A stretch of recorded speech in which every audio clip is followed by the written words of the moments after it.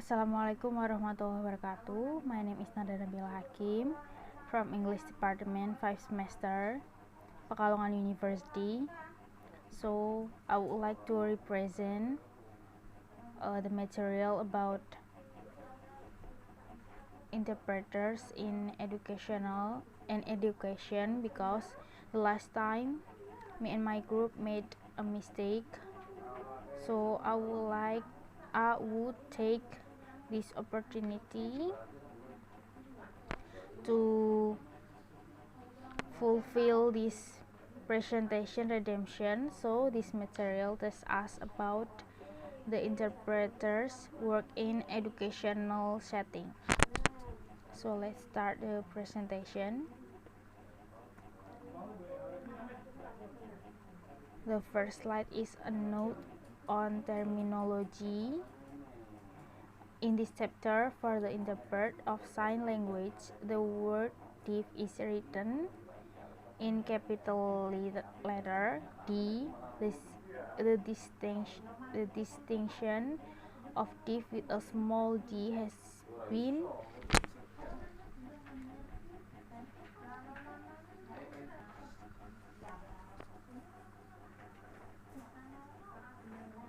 So the first slide is a note on terminology. In this chapter, for the interpreter of sign language, the word deaf is written with a capital letter D. The distinction of deaf with a small d has been widely used to refer to deafness as an audiological condition. Deaf is an expression that recognizes the shared experiences of those who share the values, norms, and beliefs of deaf culture. In this chapter, chosen to use deaf and hard of hearing out of respect for those who generally identify with the deaf culture and those who typically identify with the hearing world but still use sign language as a primary means of communication. So the second slide is about where educational interpreters work. Interpreters work in a wide array of educational settings. They work in primary, secondary, and post-secondary schools to interpret between students, staff, faculty, administrator, parents, or guardians, and or other stakeholders. For spoken language interpreters, the most common form of interpreting in these venues is between parents who do not speak the language of the school and teachers or other staff. Signed language interpreters, on the other hand, frequently work full-time in educational settings, as they interpret for the students throughout their daily activities.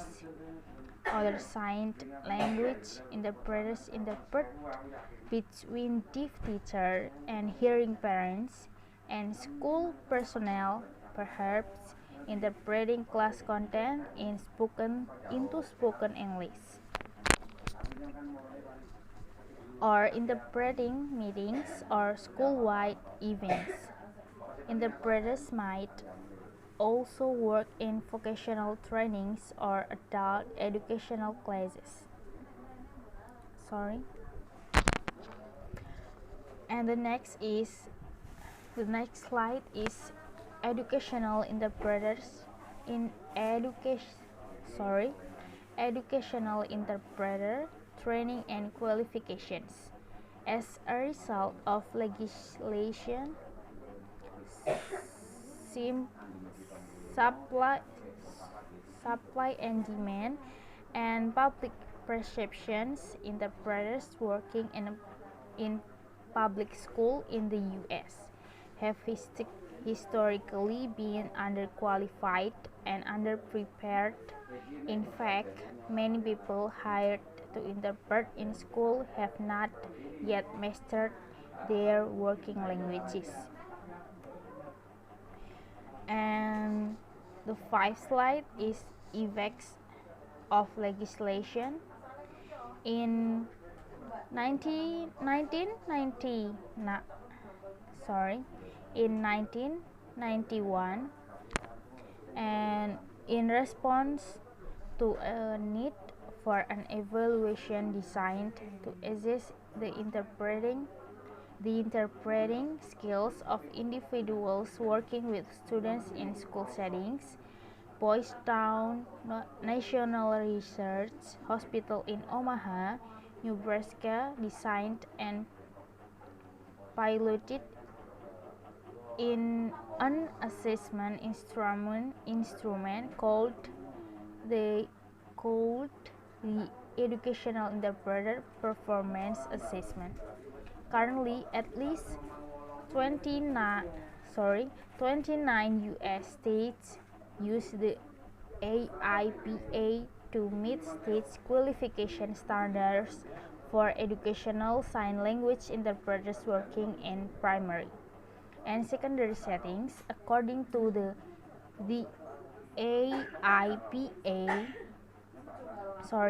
EIPA website, candidates who take this assessment are rated on: first is grammatical skills, use of prosody or intonation, grammar, and space. And second is sign to voice interpreting skills, ability to understand and convey child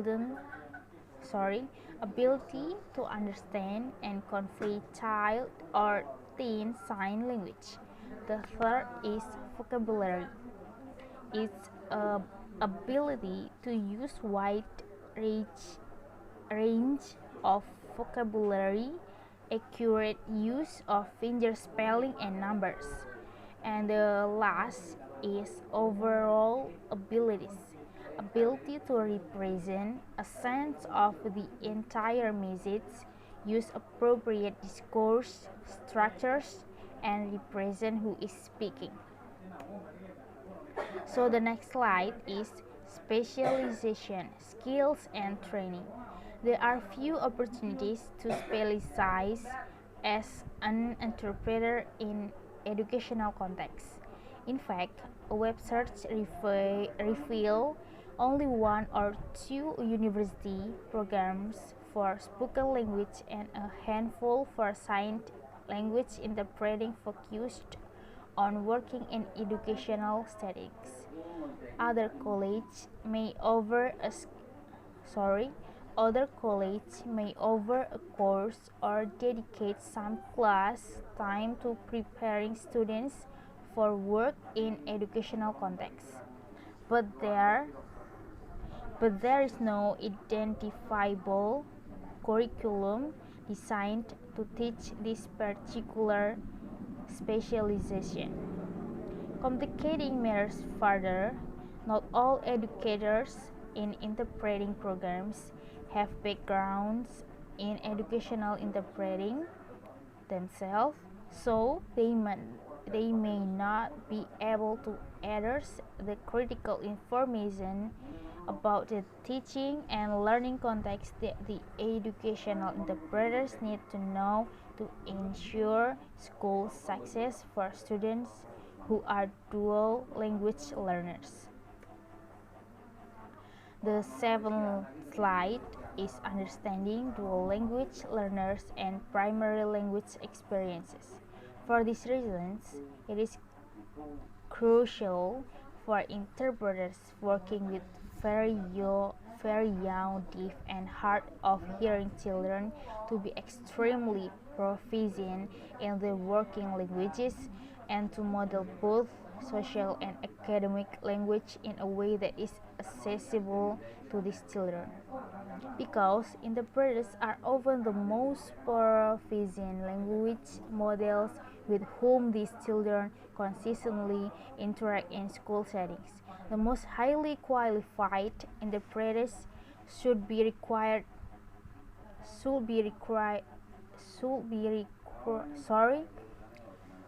the most highly qualified interpreters should be required to work with language deprived or delayed students Furthermore, little is known about how academic and discourse norms must be adjusted to include a third party who mediates communication, especially when the third party interpreter is not a native user of the language used to access discourse. In this area, in this case, um, in this case, American Sign Language or other form of sign language. The next is roles and responsibilities of educational interpreters.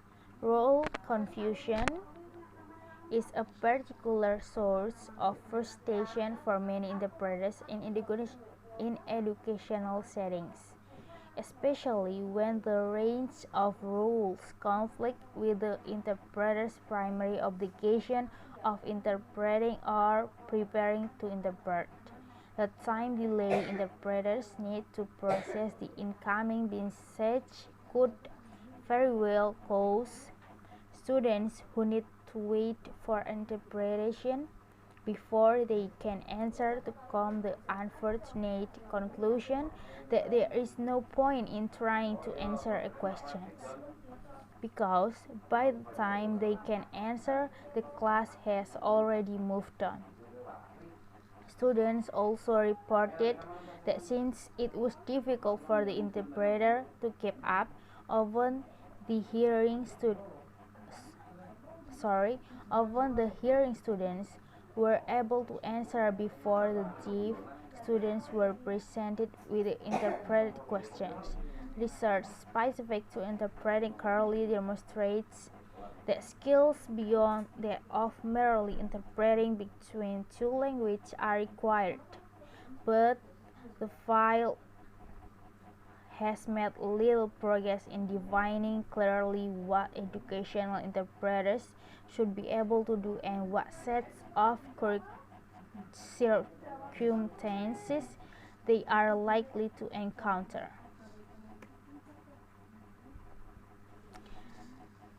So the last slide is summary and conclusions. Implication for future research. Taylor suggests that when hiring educational interpreters, administrators should assess an interpreter's skills, expertise, knowledge of the subject matter, and ability to suit the needs of the situation at the individual child, since deaf and hard of hearing students may not have had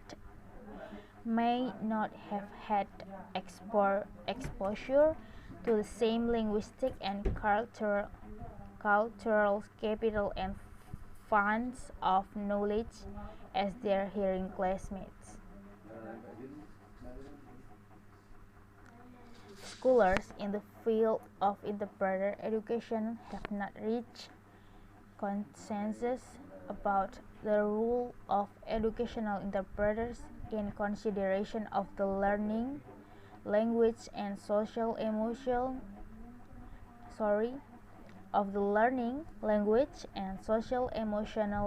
needs of deaf and hard of hearing children in mainstream educational environment, because the impact of the